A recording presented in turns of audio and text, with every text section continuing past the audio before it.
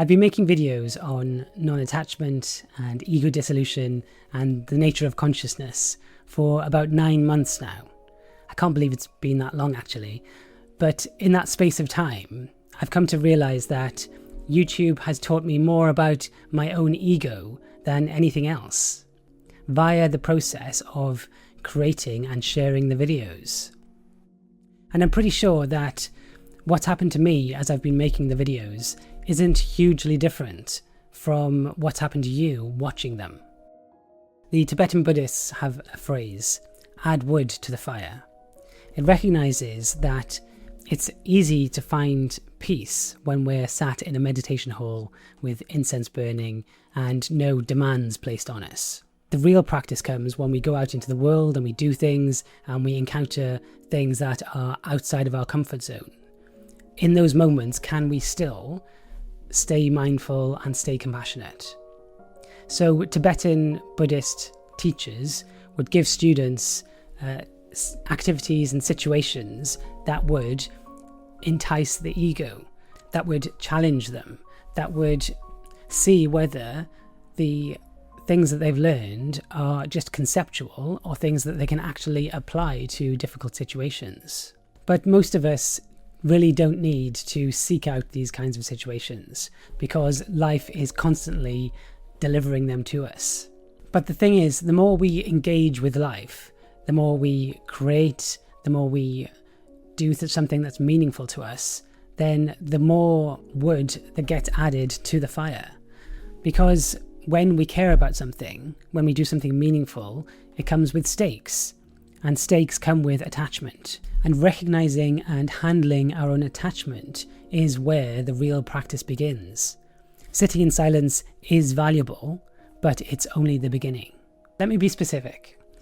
I'll create a video about non-attachment, and then I will spend the next 48 hours checking how many views it's had. There's a dashboard in YouTube, and I can see how many views, how many people have carried on watching more than 30 seconds, and I check that more often than I would like to admit. And the interesting thing isn't the checking, it is the feeling that comes with that.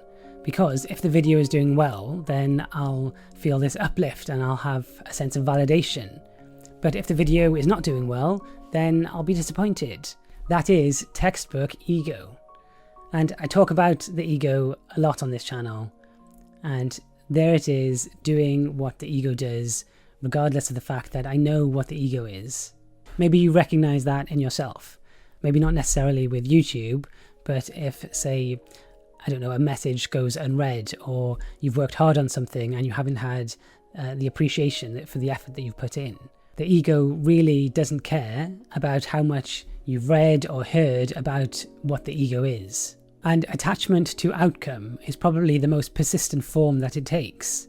We always want what we create to land, and we want the effort that we've put in to be recognized. But as the Bhagavad Gita tells us, attachment to outcome is what causes so much suffering. It says, your right is for action alone, never for the results. Now that's easy to read, but it's less easy to apply to life when you see a view count stalling at 300. Then there are the YouTube comments. Now, most of the comments that I get are generally positive, or they're challenging in a useful, polite and friendly way. But then occasionally there'll be the not so nice ones, the ones that are, downright insulting or offensive. Or sometimes just challenging in a really unpleasant way, And I'll find myself sometimes noticing that desire to write a rebuttal or to tell them why they haven't got the point of the video. And that is exactly what the ego does best. It defends its own story. Rumi wrote in his famous poem, "This being human is a guest house. Every morning a new arrival, a joy, a depression, a meanness. Welcome and entertain them all."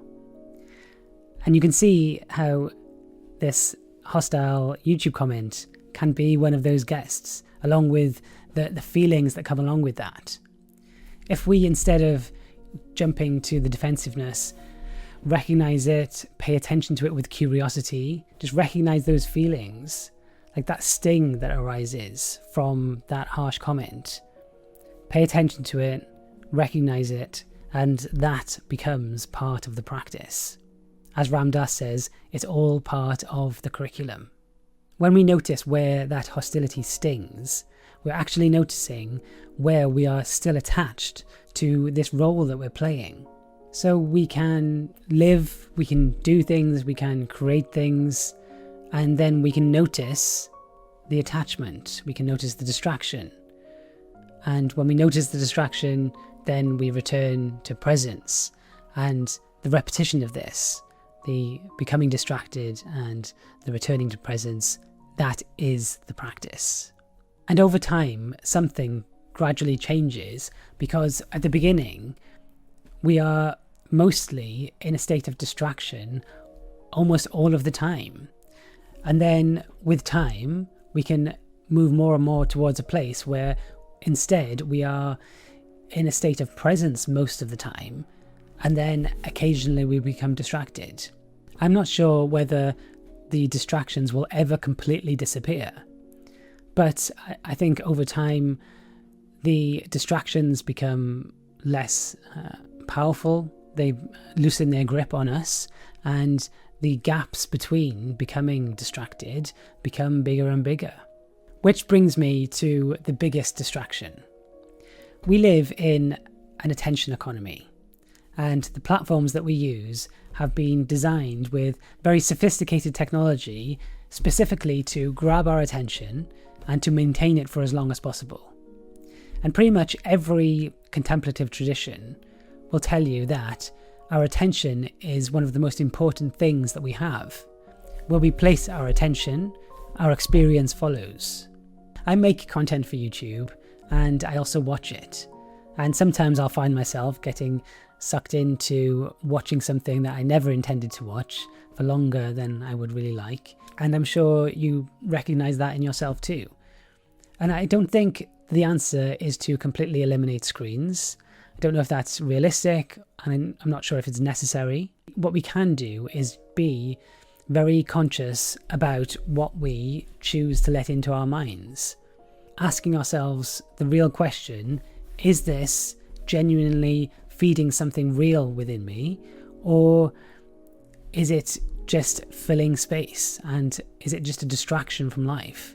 Is what I'm watching actually encouraging me to be more mindful and more compassionate, or is it just filler? No matter what kind of content we're watching, it has to be balanced with moments of actual silence and stillness. Because no matter how good a video is at explaining what mindfulness is, it will never compare to actually sitting in mindfulness practice.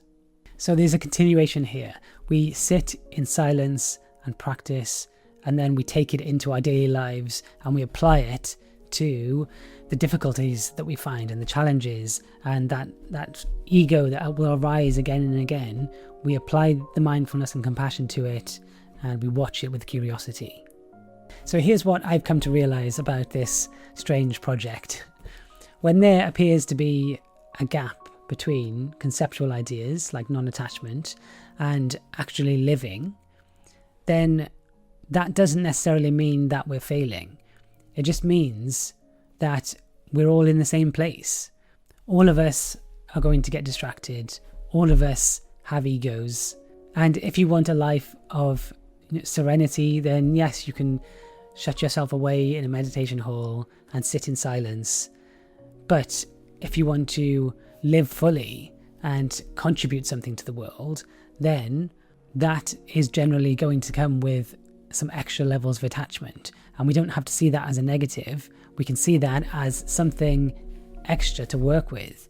That is some extra wood that we are adding to the fire. And self-compassion is really important here, because when we see the ego grasping for validation, we definitely don't need to add extra shame to that.